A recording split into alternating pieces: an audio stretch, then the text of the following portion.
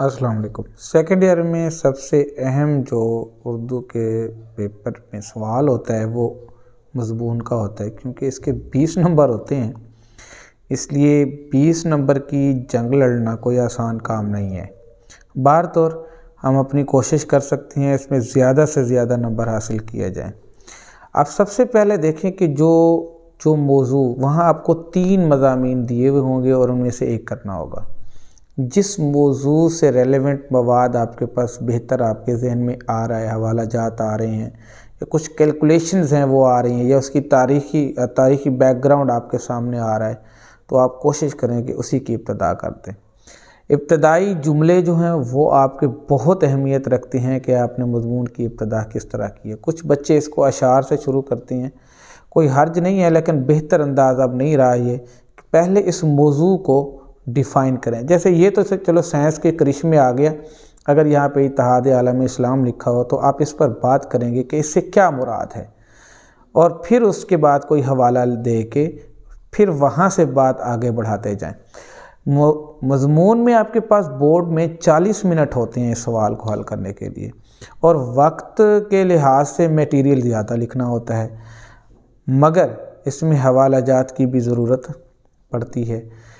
एक सफ़े पर अगर एक हवाला जा रहा है तो भी कोई हर्ज नहीं है, लेकिन अगर कोई आपको अच्छे हवाला जात उससे रेलेवेंट याद हैं तो फिर आप दो हवाले भी दे सकते हैं।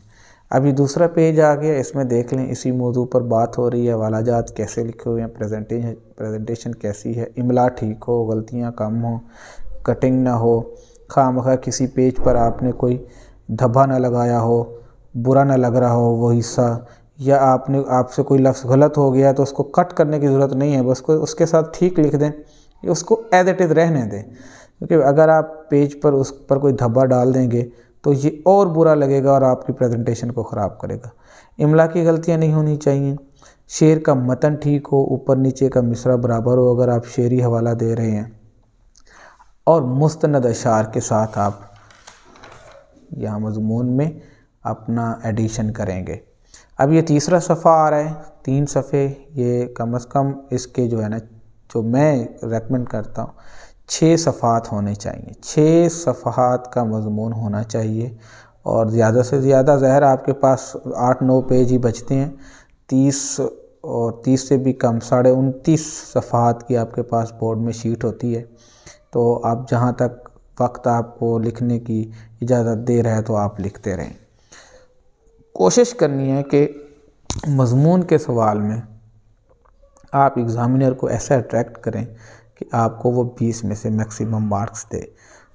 कुछ डिवीज़न नहीं है, लेकिन मैं एक अंदाज़े से यूँ बता रहा हूँ इसलिए आपकी हौसला अफजाई के लिए कि अगर आप 6 सफ़ात से ज़्यादा लिखते हैं और मुस्तनद मटेरियल लिखते हैं, मुस्तनद मवाद है, हवाला जात अच्छे हैं, इमला ठीक है, गलतियाँ नहीं हैं, प्रेजेंटेशन ठीक है, तो आपको 17 to 18 मार्क्स भी मिल सकते हैं, मगर ये बहुत ही कम होता है, वरना आपको 15 से 16 नंबर ही मिलते हैं। आप बहुत ज़्यादा अट्रैक्ट करेंगे एग्ज़ामिनर को अपने अच्छे हवाला जात के साथ, अपनी अच्छी लफाजी के साथ, अपने अच्छे इमला के साथ, तो वो आपको अच्छे नंबर देने से गुरेज नहीं करेगा। यानी आप ये ज़ाहिर करें कि आपका लिखा हुआ मज़मून दूसरे बच्चों के लिखे हुए मज़मून से बहुत दर्जा बेहतर है, और आपका इल्म, आपके रेलेवेंट हवाला जात वो सब के सब दूसरे बच्चों से बेहतर हैं, और आप उसमें इनफरादियत शो करें कि मैं दूसरों से बेहतर काम कर रहा हूँ, कर चुका हूँ, लिख रहा हूँ, मुझे दूसरों जैसे नंबर न दिए जाएं बल्कि उनसे बेहतर नंबर दिए जाएं। तो ये एग्ज़ामिनर को अपने इस मटेरियल से, मवाद से, इमला से, अच्छे हवाला जात से, उनके सही मतन से, अच्छी राइटिंग और लिखाई से, अच्छी प्रेजेंटेशन से आपने अट्रैक्ट करना है। ये आपकी एक रिक्वेस्ट होती है एग्ज़ामिनर को कि मैंने इस मज़मून में बहुत मेहनत की है जो कि नज़र आ रही है, आप अब मुझे मेहनत का एक अच्छा सिला दें ताकि मैं दूसरों की निस्बत चूँकि ज़्यादा मेहनत कर चुका हूँ और अब मैं दूसरों से भी आगे बढ़ जाऊँ। मेहनत जिसकी ज़्यादा नज़र आएगी एग्ज़ामिनर उसको ज़्यादा फेवर देता है। तो ये हवाला जात भी साथ साथ शामिल करते जाएं।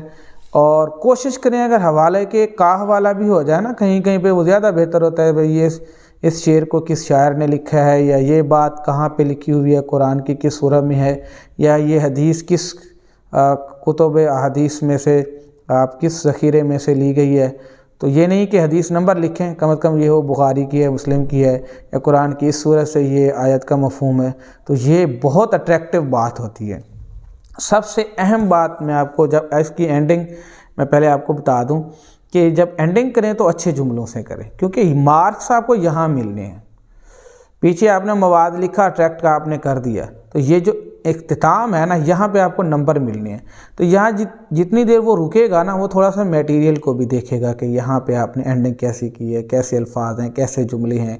तो यहाँ बेहतरीन जुमले हों, बेहतरीन एंडिंग हो, और उस मौजू को उसको आपने एक इख्तितामी अंदाज़ देना है कि ये मैं अपनी बात को यहाँ कैलकुलेट कर रहा हूँ, या इसका रिज़ल्ट या नतीजा या मक्खन या ख़ुलासा यहाँ पे लिख रहा हूँ, जो बात मैंने पीछे तफसीलन लिखी है।